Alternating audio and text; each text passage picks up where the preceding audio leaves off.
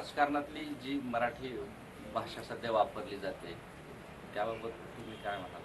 त्याबद्दल असं आहे की प्रत्येकाचा अंशी स्वतःचा जो दर्जा आहे त्याच्याशी सुसंगत आम्ही बोलतो. असं आम्हाला जर सभ्य आणि सुसंस्कृत भाषाचे संस्कार नसतील तर त्याला काय करायचं?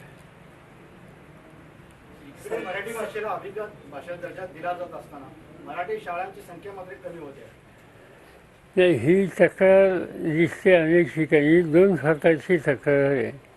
मराठी शाळांची संख्या कमी होते आणि शाळेत मराठीच्यासाठी जाणाऱ्या मुलांची संख्या ही सुद्धा कमी होते. असं चित्र दिसतं. तिथे जीवनमध्ये तिकडे आम्हाला डायव्हर्ट करायला सांगितले आणि त्यावेळेला आमचा नाईलाज आहे.